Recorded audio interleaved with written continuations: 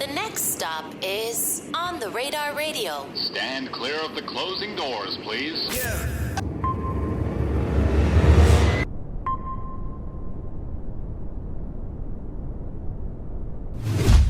Yes, sir, baby. On the Radar Radio. Yo, special guest in the building. Kill Dill in the building. My guy, welcome to the show. Hey, thank you. Thank you for having me. Thank you for being here. This is actually your first on-camera interview, correct? Yes, sir. Very Yeah, it is. exciting.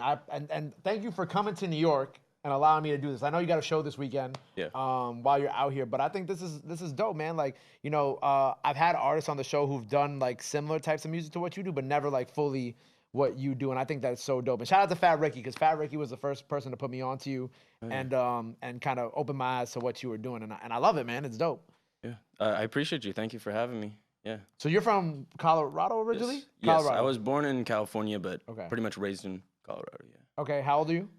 23. 23. Okay. So how long you've officially been making music for then? Well, I started drumming when I was like 15, and 16 I started producing like on my iPad, you know, just like messing around.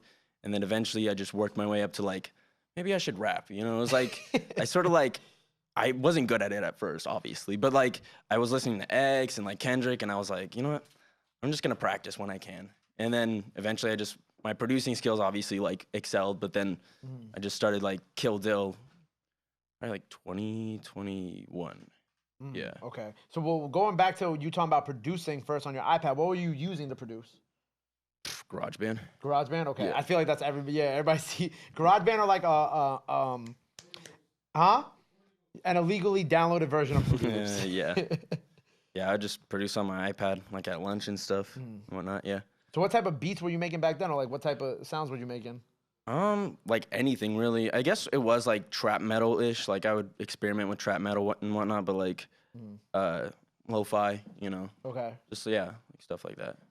And then you said you started like the Kill Dill persona / artist. Yep. You know what I'm saying? Who you are now. You started that in 2021? Yes, 2021. Before that, I think I released some music in 2018, but I took all of it down. It was horrible. You like did you private it or did you really take it down? Took it down. Deleted it. I was like, nah, this can't exist. But yeah, I came back. That was like 2018. I came back and then started Kill Dill, and that was when I was like more, I guess, comfortable and confident in my sound. So what's the meaning behind your name? Like, how'd you come up with it? Well, Kill Dill obviously is like Kill Bill. Little play on that, yep. Yeah, except, you know, Dill. And then it's also like I kind of want to just like kill the old version of myself that was like filled with like a lot of bad habits. And yeah, it's a little symbolic, but mostly it's just like, oh, Kill Dill, Kill Bill. Right. Yeah. What were the bad habits that you wanted to kind of, or use this persona, this new version of you to kind of get rid of? So I guess like old me was, you know, addicted to substances. I was like 232 pounds.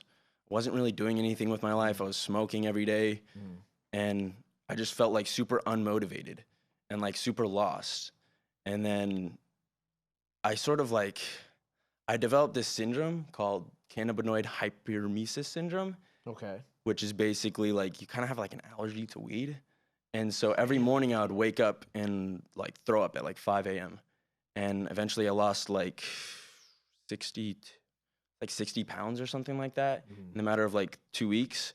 And I was like, at first I was like, I have to quit weed. This sucks. Like this was the only thing that like really gave me any like resolve in life and stuff. And then I was like, wait, this is like a new beginning. I can really like reinvent myself, and I can really like try to like work towards like a different version of myself, you know? Yeah. So how much, you said you dropped 60 when this situation started with the weed, but how much did you weigh before? 232. 232. Yeah. So after that too, because obviously very skinny now, did you work out? Like what happened after that? After that, well, I mean, to this day, I work out like 5 times a week. Nice. I lift with my brother. I do cardio. I used to skateboard a lot. I don't skateboard as much now, but Same. yeah. But I think that's also beautiful that you were able to turn this all around. You know what I'm saying? Yeah. Along with the new artist persona too. I think that's kind of incredible. Yeah, and like Kill Dill itself is like, I feel like a whole persona and character I've been building up for a while. Like it is like, it has aspects of me, but it's also like an artistic interpretation of ego kind of. in America, and I guess my ego, like all the things that made me bad, I guess, kind of. Right, like you said, like the substance abuse, the weed, the Yeah. being overweight, things like that. Yeah, the way I describe it is it's like Kill Dill is the physical embodiment of the psychological residuum of growing up on the internet. So like when you grow up on the internet, you sort of witness like things like I was exposed to like some of the most like fucked up shit just like against my own will from like scrolling on TikTok. You just see somebody like their head gets blown off.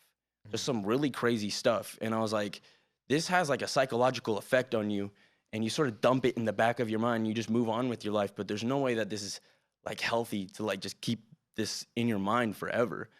And obviously there's therapy. That's a healthy way of dealing with things, is going to therapy and reaching out for help. But for me, I found like therapy in music and yelling and sort of displaying that character that sort of builds up in the back of my mind of like just this most vile person that's been like sort of thrown in the back of my mind. Kind of. It's hard to explain. Like basically like the devil on your shoulder. Right. It tells you to do all the bad things. That's what Kill Dill kind of is. I understand. Look, I'm 26, so I already know like what it's like growing up in the internet era. You know what I'm saying? Obviously, I'm a little older, but like, you know, it's like when you're in high school, it's like there are so many like websites. There was this one website, right, that my friends used to talk about in high school. It just people used to talk about in high school. It was just like each picture was like worse on the like you click. I don't know what it's called, but each picture you click was like worse than the next. Like you know, you mentioned seeing somebody's head getting blown up on TikTok or whatever, but like it would be shit like that, and it's like each picture was like worse. Like I don't know, like someone getting run over, some whatever. But like I think about that, and I'm like, you know, I never went on that site, but I also think about like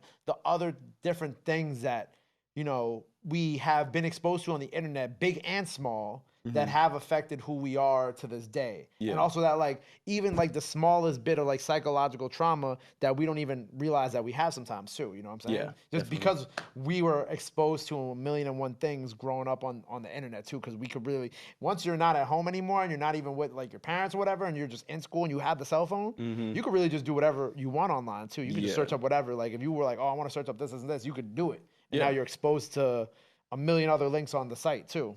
Exactly. And we haven't really seen like what that's going to do to somebody in 20, 40 years. Like this internet's still relatively new. Right. So it'll be interesting to see what it does to like Americans or just globally, like people's psychology. I think like with the internet, like it's sort of like when you're driving a car, you're accepting the inherent risks that come with driving a car, which is you can get in an accident and you can die. You're accepting those risks when you drive it. And I think that when you give a kid unlimited access to the internet at 16, 14, they don't really compute that like, oh, I could witness somebody dying today against my will, like just scrolling on social media. I mean, we could think about all the rappers that we lost this year. You know what I'm saying? Like you go on Twitter and it's like, God bless P&B Rock. It's like I open up Twitter and that was the first thing that I'm like, yo, I don't want to see this. Yeah. Like I don't want to see like, you know what I'm saying? Like first of all, one, why are you posting this on Twitter? Second of all, I don't want to see this. So why is this the first thing I see when I open up the app or when Takeoff passed away? First thing I see is Takeoff laying on the floor. You know what I'm saying? Like why am I being exposed to this? Yeah. And like you can like figure out that somebody's dead without having to like, for me, like when X died, that was the first thing that was plastered up on like everywhere. #XXXTentacion was just him like lifeless right there. And I was like, it's just like a very crude, like, I guess reflection of what people are like nowadays. The first instinct is just take a picture to record. It's just, I don't know, rubs me in the wrong way.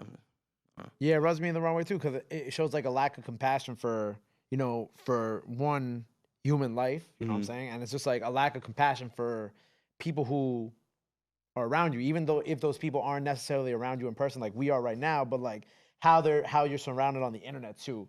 And that's a big thing too, because it's like, yo, all these people are, like, let's say, you bring up X, like let's say somebody posted X passing, right? And the first person who sees this picture of X, because I know exactly what picture you're talking about, the first person who sees it without even getting a call is like I don't know if he had siblings. He had like a sister maybe, but like hypothetically, like it's his sister. His sister sees it and she doesn't even know that this happened yet. That's the but first it's plastered thing everywhere online. Yeah. You know what I'm saying? She doesn't even get the respect of being called to be like, yo, this happened to him. You know what I'm saying? It's like, oh no, you see this online. I think that's like the fucked up part about the internet is because like, people don't even get the time to be, let known about, their friends and families passing because they'll just find out on Twitter. Yeah. Which is fucked up. Yeah. You know what I'm saying? Yeah. It's like one of those things, it's like a double-edged sword because, well, the thing is like the internet can also be a really great place where you can find Right. community and you can find, you know, a place where you feel like you belong where you never have. Like for me, I went to 4 different high schools growing up, so I didn't really have very much time to establish like a friend group or to establish myself somewhere. So like playing games, like having PlayStation friends was like the best thing because no matter where I went, I had a community, I had a group of friends. But it's also one of those things that could be very detrimental to somebody's health if they don't acknowledge and accept the risks beforehand. Right. Now, obviously we talked about X, but like when it comes to like the influences on your music, obviously X. Who else would you say kind of were played big parts in the music that you make? Well, I mean, I have had like a bunch of different influences throughout my life. I mean, since I was 5, I remember my dad playing like Kanye West and like being like, my dad has a record player, right? So like our whole childhood, he'd be playing records of music that he liked, like NWA to Bad Brains to Nirvana to like Bruce Springsteen. So like my musical influences have just really been like all over the places. Mostly like what my dad was listening to was what I was listening to. So yeah. So you would say, okay, so like you feel like you took it kind of from whatever your pops listened to. Yeah, and then like eventually, I sort of went down. I got like listening to X and like trap metal. Right, which is something you tweeted. I think I took, or you posted on Instagram. We about to revitalize trap metal, and you had like a couple of the needles there. Yeah, I took that. Yeah. yeah. I'm hoping. I don't know. I think some people are under the impression that like trap metal is dying, like a dying genre, or it's like dead or something. So I'm like, well, I still like making it. I think it's fun. I think that it has a lot of potential. I don't think that it's been pushed to the extent that it needs to because I think that there's still so much to explore with trap metal. And it's like one of those genres where a lot of people will be like, oh, it sounds the same as every other one. But I think like, if you really push it, you can still push it conceptually. Right. Like you can have meanings behind trap metal without it just being like blatant violence all the time or like anger, you know? Who do you consider like a trap metal artist now? Scarlord. Well, he kind of went down like more the funk route, but he's still trap metal. I guess X is like trap metal. There's also like Little Darky, NASCAR Aloe, except they're sort of like, as they develop, they sort of develop their own nuances and stuff. Like NASCAR Aloe is more like, I guess, like the revitalization of punk through like trap metal, like rap kind of. So I think it's like sort of this thing that's still like flourishing and growing, but a lot of people are sort of dismissing it because some of it can sound repetitive. And would you say that there's like a definitive sound for you? I don't know. Yeah, I think there's a definitive sound, but I think it still can like, it can still go so many different directions. Right. Yeah. It's funny because you're talking about how like they transferred and made other types of music. You also had, like tweeted, "Oh, I'm gonna start making folk music instead from now on." Yeah. Well, that's another thing too. Is like I don't ever want to limit myself to trap metal. I'll always make trap metal, but I also have like an indie song. I have lo-fi songs. Yeah. I have a grunge song I'm sitting on right now. Like I'll always explore different stuff and try to be versatile, but I'm always gonna stick with trap metal because I love it. Would you consider what you did today trap metal? Yeah. Okay. Yeah. Gotcha. Yeah. I guess I don't know the exact definition, but I'd say like screaming, angsty, Yeah. and loud bass. Right. Yeah, that's like the general trap metal, I guess. You know, have you seen the video of that girl who did the Up Rocks performance who was screaming? The one where she was like, you be on Twitter a lot. You know, the one where she's like, oh, I smell cap. You know what I'm talking about? I don't know if I'm I've gonna seen it find before. that video because she was screaming and like it was funny because when you brought up like the screaming thing, I was like, would this be considered trap metal? Interesting. Hold yeah. on, I'm gonna try to find the Up Rocks performance because that one went viral like a couple weeks ago, and I really like her. She's actually from New York, but she was like real deal like screaming. How do you spell Up Rocks? Excuse me, Up Rocks screaming. I'm just gonna type in Up Rocks screaming and see if I find it. If she pops up right away, man, I'm gonna find it. But yeah, like I think like when it comes to like what you're doing, it's interesting because it's, you know, when Ricky first hit me, he's like, are you into like, I don't think he worded it as trap metal. He worded it as something else. But I was like, yeah, because like I come from like a rock background too a little bit. So when I see artists that do what you do, or like, you know, I was really into the era of X and Juice and all of them because I felt that kind of, the first album I ever bought was Linkin Park and Jay-Z Collision Course, right? So I tell people it's interesting because like I have the background in both rock and hip hop. So when I see artists who, you know, like in that era right there during the SoundCloud era, like I gravitate towards them. And that's why when you came across my radar as like a newer artist, I was like, oh yeah, like I'm happy that there's somebody out here doing something different and something like that, which is why I thought it was cool. And you produce all your own shit. Yeah. Which I think is super fire too. Yeah. Yeah. I mean, I think like trap metal, I mean, for me, people just tell me it's trap metal because that's what they just say. But like, I guess it's also like scream rap. I don't know. And this is also funny because it's kind of like a face reveal for you too, even though it's not. People should already know what my face looks like. That's what I was saying. I feel like when I was Googling you when I was getting ready for the interview, like I seen pictures of your face already. I was like, I've seen what this man looks like. I don't know why because you keep being like, oh, face reveal at what? At like 500K or something like that. Yeah, I try to like tease my fans. I want to like give them something to look forward to. Right. Yeah. Right now, are you signed or no? No, I'm unsigned. You're unsigned right now. Do you think you're gonna sign this year? I don't really TBD. think so. No. No, you want to stay independent? I mean, I'm open to it, but I'm not like in a rush to sign anything. What do you like about being an independent artist?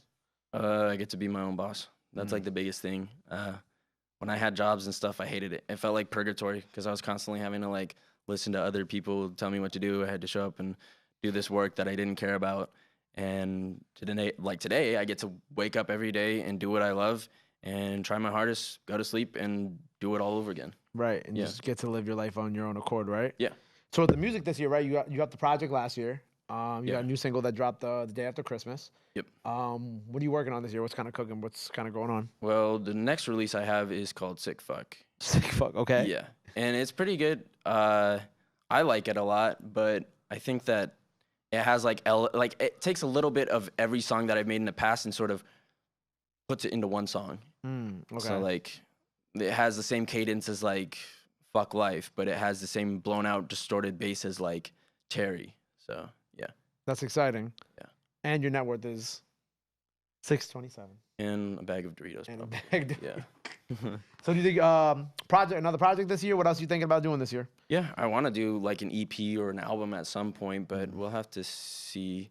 I definitely have enough songs too. I'm just sort of, if I put out a project, I want it to be like a cohesive like theme and storyline. You know what I'm saying? Yeah. And more collaborations?